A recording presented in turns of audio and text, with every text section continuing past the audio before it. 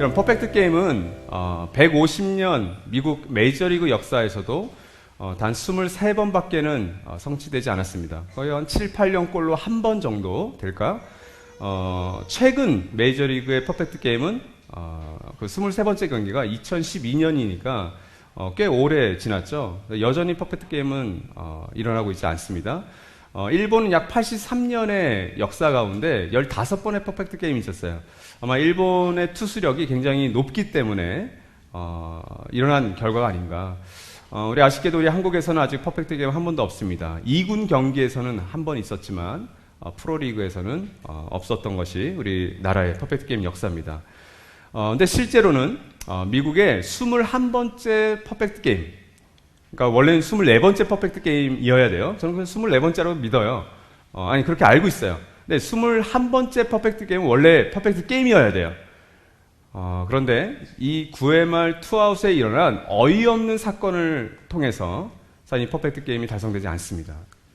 여러분, 저는 이 퍼펙트 게임에 거의 달성할 뻔했던 이 경기나 실제로 일어났던 이 야구에서 퍼펙트 게임을 통해서 우리 인생에 여러 교훈이 있을 것 같아요. 첫 번째는 여러분, 인생에는 한계가 있다는 사실입니다. 퍼펙트 게임을 위해서는 한 투수는 27명의 타자를 다 셧다운 시켜야 됩니다. 몸에 맞는 공도 줘서는 안 되고요. 안타도 맞아서도 안 되고 볼넷을 주어서도 안 됩니다. 철저하게 27명을 다 아웃을 시켜야 되는데 그 투수 본인이 열심히 하면 과연 가능할까요? 그렇지 않습니다. 타자들은 1점 이상을 무조건 내야 됩니다. 아무리 투수가 잘 던져도 타자가 1점을 내지 않으면 그 게임은 퍼펙트 게임이 될 수 없겠죠. 수비수들은 어떨까요? 이런 수비들은 호수비를 보여야만 이 27명 가운데 멋진 안타를 치려고 했던 타자들을 막을 수가 있는 겁니다. 투수와 선수와 감독들과 코치들이 아무리 열심히 해도 여러분 아까 보셨죠? 심판의 결정적인 오심 한 번이면 퍼펙트 게임은 날아가 버립니다. 심판의 권위가 절대적이기 때문에 정정이 되지 않는 거예요. 백악관이 나섰는데도 정정이 안 됩니다. 여러분, 인간에게는 한계가 있습니다. 퍼펙트 게임 자체가 실은 개인 선수들의 한계를 여실히 보여주는 거예요. 투수 한 명도 이룰 수 없어요. 타자들만 할 수 있는 것도 아니에요. 감독들만 할 수도 있는 것도 아니에요. 모든 선수들이 사실은 하나가 되어서 심판도 정정당당하게 그 게임을 지켜봐야만 가능한 것이 사실은 퍼펙트 게임입니다. 인생도 마찬가지인 것 같습니다. 우리가 벤치 클리어라든지 희생 플라이를 통해서 살펴보았지만 여러분, 인생은 홀로 살아갈 수 없습니다. 여러분, 인생을 살아가면 살아갈수록 사실은 인생의 한계, 인간의 한계를 여실히 체험하는 것이 어쩌면 솔직하게 인생을 살아온 선배들의 고백인 것 같습니다. 그래서 저는 인생은 한계 투성이인 것 같아요.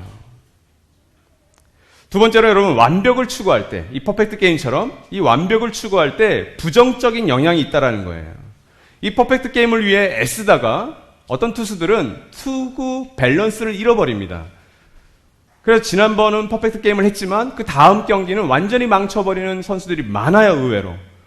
혹은 그 시즌 동안 투구 밸런스를 잃어버려서 그 투수는 안 좋은 성적을 받기도 합니다. 그래서 여러분, 올스타 경기에 홈런 더비에 유명한 홈런 선수들이 나가지 않는 케이스가 있어요.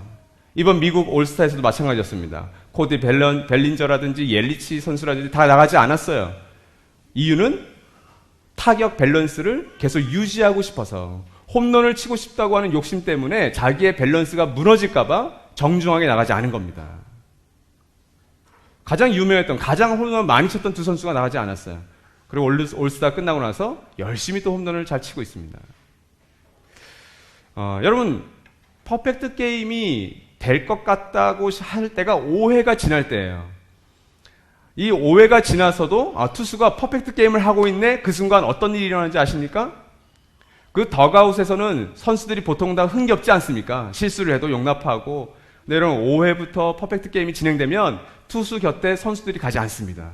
마인드 컨트롤을 하기 때문에 가까이 가서 실없는 농담이라든지 혹은 그의 발을 밟는다든지 뭐 손을 잘못 꺾는다든지 뭐 그런 실수를 하지 않기 위해서도 투수 곁에 가지 않습니다.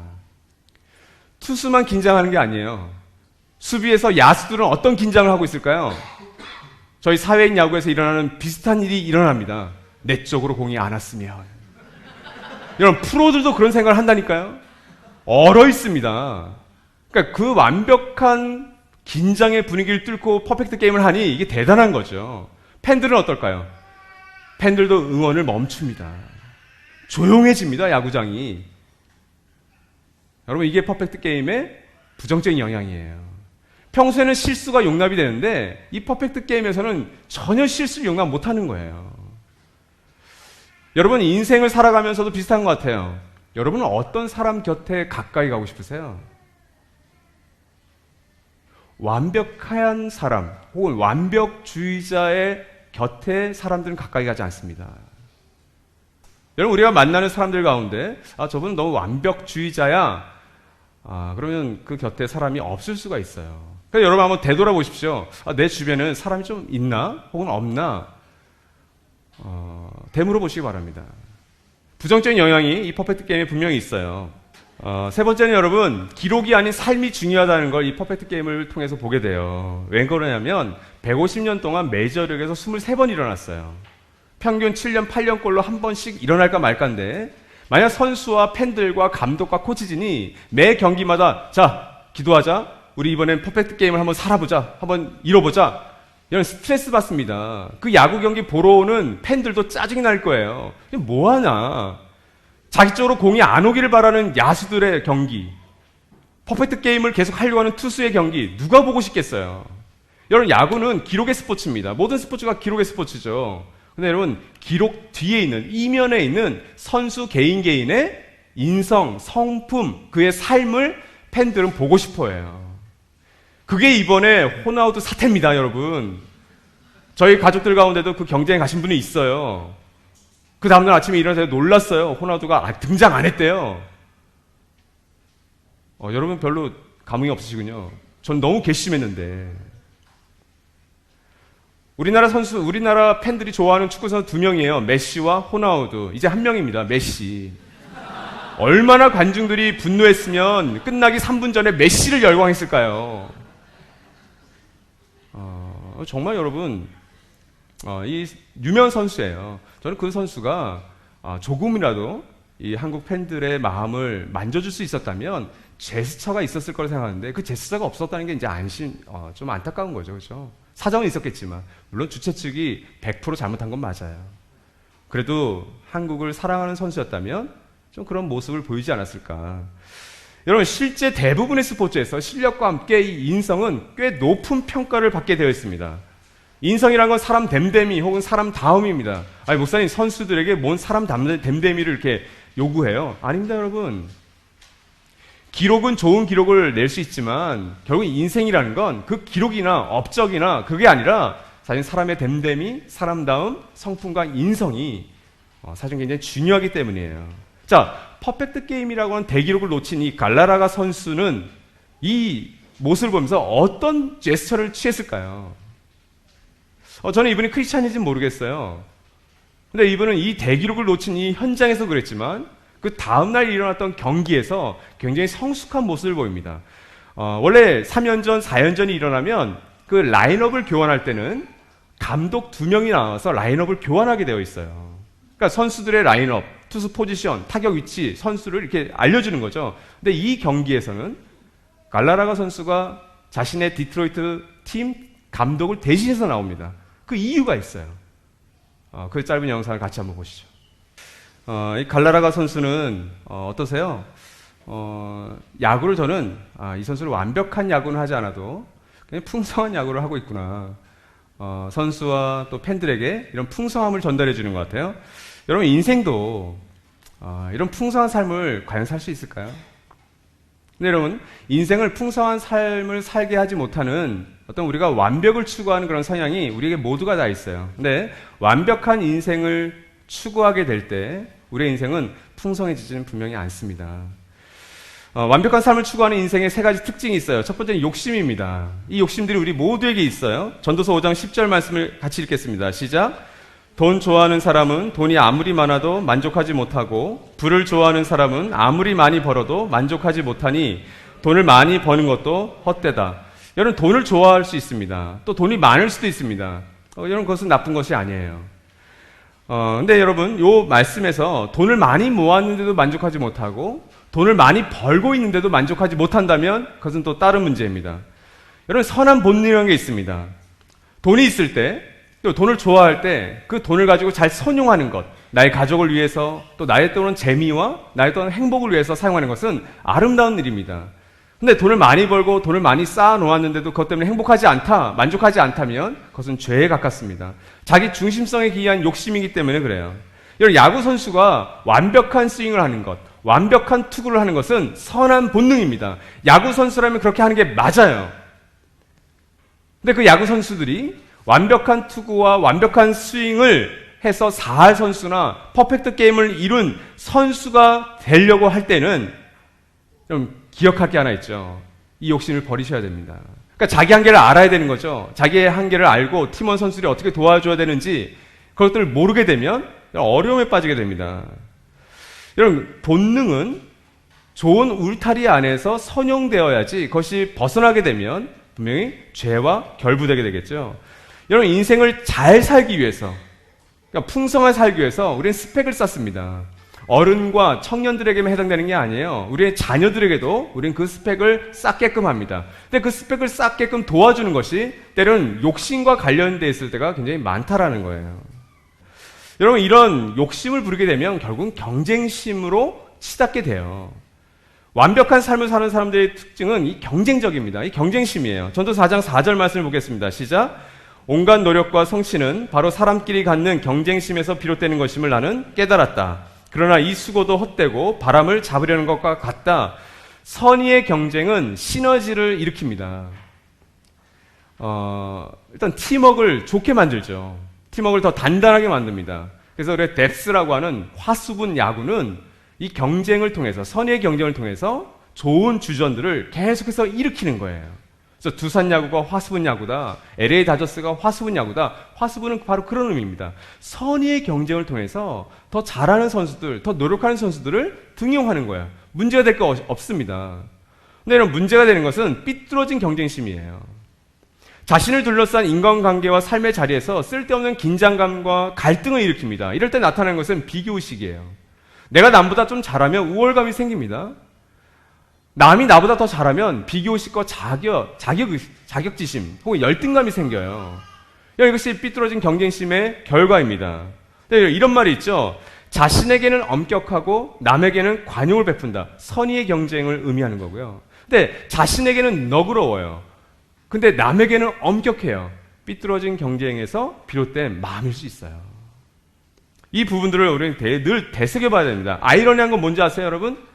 잘못된 경쟁심에서 비롯된 그 구조에서, 그 조직과 사회에서는 행복과는 거리가 멀어진다는 겁니다. 노심초사하게 됩니다.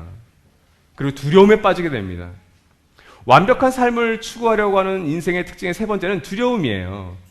이 두려움을 전도서 9장이 잘 표현하고 있습니다. 같이 한번 읽겠습니다. 시작. 빠르다고 해서 달리기에서 이기는 것은 아니며 용사라고 해서 전쟁에서 이기는 것도 아니더라. 지혜가 있다고 해서 먹을 것이 생기는 것도 아니며 총명하다고 해서 재물을 모으는 것도 아니더라. 불행한 때와 재난은 누구에게나 닥친다.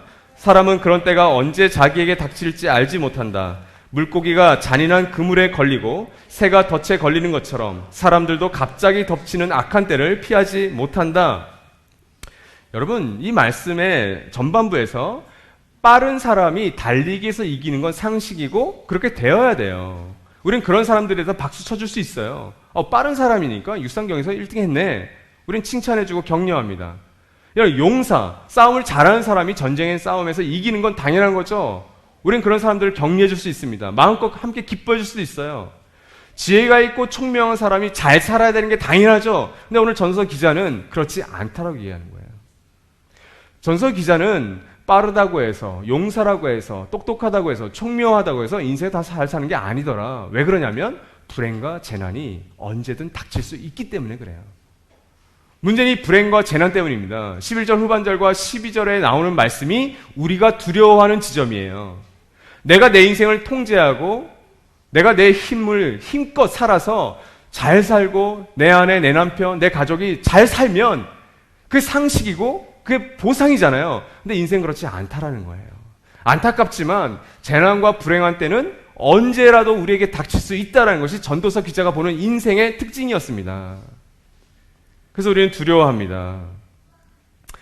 여러분, 걱정과 두려움, 염려는 늘 같이 가는데 여러분 하루에도 얼마나 많은 걱정을 하세요? 나이가 어리면 어린 대로 우리 아이들은 걱정을 하지 않나요? 아이들도 걱정 많이 합니다. 우리 어르신들은요? 걱정 안 하실까요? 저희 어머니는 지금도 저를 놓고 걱정 많이 하세요. 늘 이렇게 통화하게 되면 저한테 하나의 걱정, 늘 하시는 걱정, 이 걱정. 아침 먹었냐?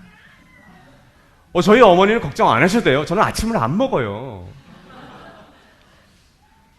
다만 어머니께 제가 말씀을 안 드릴 뿐이지. 어머니 저는 잘 먹고 있어요. 근데 저는 아침을 잘 안 먹습니다. 어머니 걱정 안 하셔도 되는 거예요. 근데 여러분, 자식 걱정, 남편 걱정, 그게 저희 어머니의 한평생의 걱정이셨어요. 사랑의 다른 표현이긴 하죠. 근데 이런 걱정 안 할 것들은 걱정 안 하셔도 돼요. 근데 우리는 다 염려하고 걱정합니다. 여러분, 완벽을 추구할수록 이런 욕심과 경쟁심과 이런 염려와 두려움은 더 완벽하지 못한 삶으로 우리를 끌어가요. 그래서 풍성한 삶을 못 살게 합니다. 여러분, 즉 풍성한 삶을 누리는 것, 전도서의 결론 부분은 낙을 누려라, 재밌게 살아라예요. 근데 이 낙과 재미가 뭐 쾌락과 연결되면 좀 부정적이지만 우리 나들목 교회 식으로 얘기하면 풍성한 삶이에요. 100년, 200년을 살았는데 이런 풍성한 삶을 누리지 못하면 얼마나 어리석은 인생이냐, 이게 전도서 기자의 결론 부분이거든요. 여러분, 그럼 풍성한 삶을 누리기 위해서는 우리가 어떻게 해야 될까? 전도서 12장이 바로 그 풍성한 삶을 살기 위해 노력하는 우리에게 당부하는 말씀입니다. 우리 12장 1절에서 8절까지의 말씀 같이 한번 읽겠습니다. 시작. 젊을 때 너는 너의 창조주를 기억하여라. 고생스러운 날들이 오고 사는 것이 즐겁지 않다고 할 나이가 되기 전에, 해와 빛과 달과 별들이 어두워지기 전에, 먹구름이 곧 비를 몰고 오기 전에 그렇게 하여라. 그때가 되면 너를 보호하는 팔이 떨리고 정정하던 두 다리가 약해지고 이는 빠져서 씹지도 못하고 눈은 침침해져서 보는 것마저 힘겹고 귀는 먹어 바깥에서 나는 소리도 못 듣고 맷돌질 소리도 희미해지고 새들이 쥐저기는 노랫소리도 하나도 들리지 않을 것이다. 높은 곳에는 무서워서 올라가지도 못하고 넘어질세라 걷는 것마저도 무서워질 것이다. 검은 머리가 팥뿌리가 되고 원기가 떨어져서 보약을 먹어도 효력이 없을 것이다. 사람이 영원한 쉴 곳으로 가는 날 길거리에는 조객들이 오간다. 은사슬이 끊어지고 금그릇이 부서지고 샘에서 물뜨는 물동이가 깨지고 우물에서 도르래가 부서지기 전에 내 창조주를 기억하여라. 육체가 원래 왔던 흙으로 돌아가고 숨이 그것을 주신 하나님께로 돌아가기 전에 내 창조주를 기억하여라. 전도자가 말한다. 헛되고 헛되다. 모든 것이 헛되다. 풍성한 삶을 살기 위해서 전도서 기자가 우리에게 요구하는 첫 번째는 창조주를 기억하라는 겁니다. 1절과 6절과 7절에 이 짧은 구절에 창조주를 기억하라는 말씀이 3번 반복해서 등장하죠. 창조주를 기억한다는 것은 결국 자기 혼자 삶을 살 수 없다는 것, 자신의 인생에 명백한 한계가 있다는 것을 인정하는 것과 저는 동일어인 것 같습니다. 여러분, 전도서 12장은 분명히 인생을 길게 산 사람의 지혜를 담고 있는 거예요. 솔로몬일 수도 있고요. 솔로몬 이전과 이후에 지혜자라고 불렸던 사람들, 그 사람들의 집합제가 이 전도서입니다. 그들은 인생을 많이 살아본 후에 창조주를 기억하는 것이 결국 이런 고백을 하지 않을 거다라는 거예요. 그걸 미리 알았다면 그렇게 살지 않았을 텐데, 혹은 지금과는 다르게 살았을 텐데, 이런 고백을 하지 않게끔 이 충고를 하고 있는 겁니다. 이 전도서 12장 1절에서 2절까지의 말씀은 시간의 유한성을 강조하고 있어요. 여러분의 인생이 만약 300년, 400년 혹은 1000년을 사시는 거라면 이 1절과 2절의 말씀은 와닿지 않습니다. 저에게도 마찬가지예요. 제가 만약 500년을 살 수 있다면 저는 200년은 야구합니다. 그리고 200년은 다른 것 좀 여행 좀 하죠. 그리고 남은 100년 동안 시간을 좀 쪼개서 의미 있게 살아야겠다. 근데 여러분, 우리의 연수가 100년 혹은 짧으면 70년, 80년, 사실 모르는 게 우리의 인생의 연수예요. 그렇다면 이 시간의 유한성을 너희가 기억하면 창조주를 반드시 기억해야 된다는 것이 이 12장 전반부에 있는 말씀입니다. 여러분, 어렸을 때나 여기 우리 청년들도 많지만 우리가 젊을 때 20, 30대에는 내 삶을 통제할 수 있을 것 같아요. 이미 그 통제가 안 된다는 걸 이렇게 고개를 끄덕이고 계신데 안 되죠. 지혜로운 거예요. 근데 여러분, 우리가 힘이 있고 그러면 통제할 수 있고 내가 한번 힘껏 다 해보면 안 될 게 없겠지라고 하는 생각을 우리가 중고등학교 때는 그래도 적어도 갖고 있잖아요. 근데 여러분, 인생을 살다 보면 그렇지 않다는 겁니다. 여러분, 가끔 그런 깨달음이 있지 않으세요? 어떤 인생의 법칙들과 진리들을 부모님과 선생님들 분명히 얘기해 주셨는데 그때 머리로는 이해가 됐지만 가슴으로 와닿지 않은 것들이 세월이 한참이 지나서 우연한 어떤 사건, 드라마, 영화, 경기, 어떤 일련의 사건들을 통해서 내 가슴으로 느껴지고 믿어질 때, 깨달아질 때가 있잖아요. 이런 것이 오늘 1절과 2절에 있는 이 말씀입니다. 우리가 우리 인생의 창조주 되시는 그 하나님을 기억하지 않을 때에는 우리는 반드시 우리의 인생의 말미에, 우리가 인생의 무대에서 퇴장당할 때 지금처럼 살지 않았을 텐데라고 후회할 수도 있다는 거예요. 이런 두 번째로 전도서 기자는 늙어감과 죽음을 기억하라고 하고 있습니다. 그것이 3절에서 7절까지의 자세한 설명이에요. 3절에서 7절까지의 설명이 너무 디테일하지 않습니까? 우리의 어떤 노년, 우리의 늙어감, 우리의 죽음에 대해서 이렇게 근사하게 시적으로 표현할 수 있을까? 여러분, 3절과 4절은 우리의 팔과 다리와 우리의 이와 우리의 눈과 귀가 어떻게 늙어갈 것인지, 어떻게 기능을 잃어갈 것인지를 자세히 설명하고 있어요. 이 가운데 아마 많은 분들은 아직 이 눈과 귀가, 팔과 다리가 기능을 멀쩡히 제 역할을 하고 있어서 와닿지 않는 분들이 있을 것 같아요. 그러나 그렇지 않은 분들도 이 가운데 있습니다. 우리 청년들, 여러분의 그 젊음이 저는 너무 부러운데 조금 저를 따라오실 거란 말이에요. 여러분, 전도서 기자들이 이 얘기를 하는 신체 노화가 있을 거다. 이거 기억해 일단. 그래서 여러분 5절은 노년과 죽음, 장례식에 대해서 얘기하고 있는 거예요.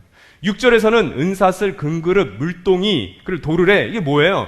다 적절하게 쓰면 좋은 것들인데 이런 걸 사용할 수 없는 때가 온다라는 거예요. 여러분, 이런 게 아무리 있으면 뭐합니까? 아무리 진수성찬이 차려져 있으면 뭐예요? 씹을 수가 없는데, 넘길 수가 없는데. 여러분, 혹시 병원에서 일을 하시는 분들이 계실 수 있겠죠. 여러분, 진짜 아프면 물 한 모금을 넘길 수 없어요. 저희 친구 목사님이 그 혈액암에서 이제 골수 이식을 받고 회복되실 때 그 고열로 너무 힘이 들어서 그 무균실에서 물도 먹을 수가 없더라. 근데 딱 하나가 넘어갔대요. 딱 하나. 그래서 그 음료를 자기를 살려준 음료래요. 목사님, 그 음료가 뭔데요? 밀키스래요. 이 밀키스는 내가 그냥 맨날 돈만 내면 제가 사랑하는 음료 중에 하나거든요. 근데 이 음료가 목사님을 살렸다고요? 예, 살렸대요. 여러분, 우리가 건강을 잃어버리면요, 일상에 너무나도 평범했던 것들이 소중해져요. 갑자기 돈으로 살 수 없는 것이 된다고요. 그래서 지금 이렇게 강조하고 있는 거예요. 결국 7절에는 뭐예요? 죽음이잖아요. 전도서가 선포되는 배경, 여러분, 잔치집이 아닙니다. 전도서 기자는 잔치집엔 그렇게 가지 마. 지혜자는 초상집에 가는 법이야. 이렇게 얘기하죠. 전도서가 선포되는 배경은 장례식장이에요, 여러분. 그리고 굉장히 가볍고 쾌활하고 이런 얘기를 하는 것 같지만 그 배경은 장례식장입니다. 그래서 이 전도서 1장에서 12장의 말씀이 지혜의 서인 거예요. 그래서 여러분, 노년과 죽음을 기억한다는 것은 결국 이 7절에서 1절까지를 역순으로 기억하는 겁니다. 무슨 말이냐면 나중에 헛된 인생을 살아갈 수 있잖아요. 그래서 죽을 수 있잖아요. 그 죽음이란 게 있다면 죽지 않은 지금 살아있는 이 현실을 감사하게 되는 거겠죠. 노년이 있잖아요. 내 신체가 노화되고 있잖아요. 아직 내 신체가 멀쩡한 이 순간을 즐겨야 되는 거예요. 풍성한 삶을 위해서 사용하셔야 되는 거예요. 그래서 7절에서 1절까지 역순으로 기억하는 게 중요합니다. 젊으니까 열심히 살되 죽음을 기억해. 이건 별로 젊은이들에게 와닿지 않아요. 아직 죽을 때도 아니고 아직도 신체가 튼튼하기 때문에. 근데 이런 역순을 기억하게 하는 거예요. 너 반드시 죽음이 와. 그래, 너 분명히 지금 펄펄하게 살아있는 것 같지만 분명히 나처럼 신체가 노화될 날이 분명히 온단다. 그렇다면 지금이라고 하는, 여기라고 하는 이 시간 자체를 감사하게 보낼 수 있는 이유가 생기겠죠. 왜? 내가 신뢰하는 부모님이니까, 내가 신뢰하는 목자님이 얘기하니까 그때가 내가 분명히 오겠구나. 그러면 지금이라는 시간을 내가 옷깃을 여미고 살아갈 수 있는 계기가 되겠죠. 여러분, 지금이라고는 이 시간을 결코 가볍게 여기지 마십시오. 그 시간은 우리에게 주어진 선물과 같은 시간입니다. 창조주를 기억하시고, 여러분, 노년과 죽음이 있다는 것을 기억할 때, 여러분, 마지막 이 전도서 기자가 얘기하는 것은 우리의 태장을 기억하라는 거예요. 8절 말씀이 여러분 어떻습니까? 전도자가 말한다. 헛되고 헛되다. 모든 것이 헛되다. 전도서의 거의 결말과 같은 부분인데, 여러분, 만약 우리가 완벽한 인생을 살기 위해서 많은 노력과 많은 재정과 많은 것들을 내 자녀와 남편과 아내를 내 가정을 쏟아 부었는데, 만약 전도서 12장 8절의 이 고백이 우리의 인생의 결말이 되면 여러분 어떻습니까? 내 열심히 완벽을 추구하면서 살아왔는데, 잘 살기 위해서 살아왔는데, 성공하기 위해서 열심히 살아왔는데 헛되대요. 여러분, 이것이 전도서 기자가 우리에게 주는 마지막 조언입니다. 여러분, 앞서 우리가 이신호 형제의 풍성한 삶의 기초에 어떤 그 간증문을 우리가 들었잖아요. 그 간증문 가운데 여러분 이런 문구가 있었어요. 풍상기를 하면서 재정립된 하나님 자신, 이웃, 세상과의 관계를 매일의 삶 속에서 잘 녹여내고 배운 대로 살아가려 애쓴다면 늘 질문이었던 내가 잘 살고 있는 게 맞나라고 하는 이 질문에 자신 있게 대답할 수 있을 것 같습니다. 이렇게 대답했어요. 제가 1부 때 말씀드렸어요. 너무 자신 있게 대답했네. 하나님, 자기 자신, 이웃과 공동체의 관계에서 내가 정말 잘 살고 있다라고 자신 있게 우리가 대답할 수 있을까요? 그럴 수 없어요. 근데 이 친구는 믿음으로 고백하고 있는 거예요. 풍성한 삶의 기초라는 훈련을 해보니 그래도 내가 잘 살 수 있을겠다라고 지금 믿음으로 고백하고 있는 거예요. 참 감사해요. 그런 고백이 있었죠. 우리 목사님이 나를 위해서 진짜 좋은 것을 던져주시는 분인데 이분의 말이라면 내가 한번 들어봐야겠다. 그래서 풍성한 삶의 기초를 한 거예요. 저는 성공했다고 생각해요. 이런 풍성한 삶의 기초가 뭡니까? 신앙생활이라는 것이, 우리의 믿음 생활이라는 것이 좁지 않다라는 거예요. 그 파운데이션이 되는 터가 너무 넓어서, 너무 확장되어서 꽉 막혀있는 신앙생활이 아니라 넓은 신앙생활, 깊은 신앙생활을 할 수 있다라는 게 풍성한 삶의 기초의 시작입니다. 그러니까 이 가운데는 저보다 훨씬 신앙의 연배가 깊고 넓으신 분들이 있으시고요. 저는 목사로서의 기능적인 역할을 할 뿐이고, 저는 그런 분들을 닮고 싶어요. 많은 영역에서 신앙의 넓이와 깊이와 높이가 넓고 높아지기를, 깊어지기를 저도 원해요. 여러분, 이게 풍성한 삶의 기초요. 가정교회에서 일어나고 있는 역사예요. 그래서 우리 모든 가정교회 안에서 우리 목자님들과 언약가족들과 우리 가족들이 이 풍성한 삶의 기초를 하십시오. 우리 신호 형제가 우리 남상수 형제를 이제 형이라고 부른다면서요. 형벌이 아니에요. 어디 이 어린, 근데 형이에요. 함께 직장 생활하고 있는 선배의 고충을 함께 나누면서 저는 부럽더라고요. 여러분, 완벽해서 이런 훈련을 하는 게 아니라 진정성 있게 서로의 약함도 나누면서 서로 도전하고 격려하는 게 풍성한 삶의 기초입니다. 저는 여러분 모두가 다시 놓기 다 하길 바라요. 우리 여기 있는 우리 자연 목자님도, 여러분 목자님은 풍성한 삶의 기초에 입금일을 하셔야 되는 분들이에요. 근데 여러분 이상하지 않으셨어요? 우리 자연 목자님 따르미의 이름이 있었잖아요. 전혀 모르셨군요. 책 한 권 받으시려고 하신 건가요? 아닙니다, 여러분. 입금일을 안 주거든요, 우리가. 근데 한 분과 함께 아마 깊은 의미가 있어서 본인이 따르미로 해보겠다 하셨겠죠. 너무 좋습니다, 여러분. 물론 제가 여건만 되면 여러분 모두와 풍성한 삶의 기초 전을 하고 싶어요. 그래서 여러분 한 분 한 분의 인생을 신앙의 기초에서 듣고 나눌 수 있다면, 또 저의 연약함과 부족함을 나눌 수 있다면 꿈꾸는 교회는 분명히 풍성해지겠죠. 그러나 여러분 가정교회 목자님들과 언약가족들이 훌륭한 입금이들이십니다. 사랑하는 여러분, 저는 이 야구 경기를 보면서 퍼펙트 게임의 영상을 많이 찾아봤어요. 그것도 감동이 있더라고요. 근데 앞서 갈라라가 선수의 그 영상이 어떤 퍼펙트 게임보다 저는 더 완벽한 게임이라고 저는 믿고 있어요. 근데 최근에 제가 영상을 이렇게 찾아보면서 이것도 퍼펙트 게임이구나. 이거 진짜네? 그런 진짜 퍼펙트 게임 같은 풍성한 야구를 했던 선수가 있어요. 그런 팬들이 있어요. 그 영상 여러분께 소개하고 싶어요. 저는 이 영상을 보면서 거의 예배 경험을 했는데, 여러분 같이 한번 이 영상을 보시죠. 여러분, 우리 이 프롤스라는 선수인데 우리 좀 경험했잖아요. 우리 지난 5월 19일 날 우리 지난 18년 동안 나들목 교회를 위해서 섬기셨던 우리 김영 목사님과 신시원 사모님을 우리가 뜨거운 박수갈채로 한 1, 2분 정도 이어졌던 그 자연스러운 박수였잖아요. 여러분, 저는 이게 퍼펙트 경기의 의미인 것 같아요. 나중에 여러분, 우리 나들목 꿈꾸는 교회 안에서 여러분 몇 년을 계시건 혹은 몇 개월을 머물고 계시건 뭐 목자로건 하늘가족으로 여러분이 봉사하고 섬기셨던 그 자리에서 뭐 떠나실 수가 있겠죠. 물러나실 수도 있겠죠. 그리고 다른 권역으로 혹은 다른 지역에 이사를 하실 수 있잖아요. 그럴 때 여러분, 우리가 마음으로 그런 가족들을 우리가 기립은 아니어도 저 그분들을 환대하고 그냥 풍성하게 떠나보낼 수 있다면 저는 그렇게 되기를 소망해요. 여러분, 풍성한 등장을 위한 태장을 준비하십시오. 창조해주신 하나님께서는 우리가 완벽한 삶이 아니라 우리로 하여금 풍성한 삶을 살기를 원하시는 거예요. 이 마지막 영상을 보시면서 여러분, 저는 그런 소망을 꿈꿔요. 이 가운데 어떤 분들은, 어떤 목자님들, 어떤 가족들은 저보다 먼저 하나님 나라의 부르심을 받으실 거예요. 그럴 때 내가 그 장례식에 제가 만약 설 수 있다면 저는 그 가족분들과 그 가족을 위해서 여러분 마음껏 박수를 보낼 겁니다. 그분들이 이 땅에서 어떻게 하나님 나라의 운동으로서 살아셨는지를 제가 증언할 거라고요. 그리고 우리 가족들이 그분을 아름답게 저는 환송해 드기를 바라요. 또한 저도 마찬가지입니다. 여러분, 제가 어느 날을 지금 소망하고 있는지 아세요?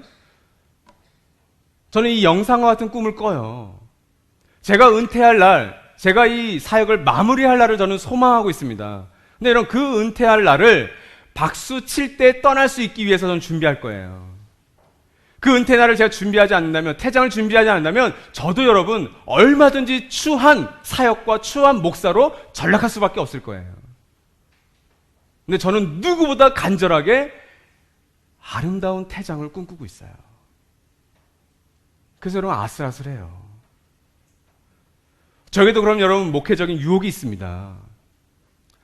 여러분, 하루하루가 유혹의 덩어리들이 너무 제 삶 속에 많아요.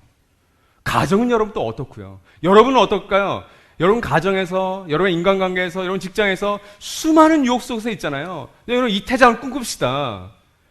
여러분, 우리가 박수 쳐줄게요. 꿈꾸는 가족들이 여러분을 위해서 박수 쳐준다니까요. 그럴 때 이런 알뜰한 유혹들을 물질 수 있는 거예요. 내려놓을 수 있는 거예요. 그리고 여러분, 하나님께서는 천군 천사들과 함께 이 세레머니를 준비하고 계시다고요. 완벽한 삶이 아닌 풍성한 삶을 살기를 원하는 우리 모두에게 말이죠. 그 꿈을 저와 여러분 모두가 꾸실 수 있기를 소망합니다. 이 시간 우리 1분간 오늘 말씀을 듣고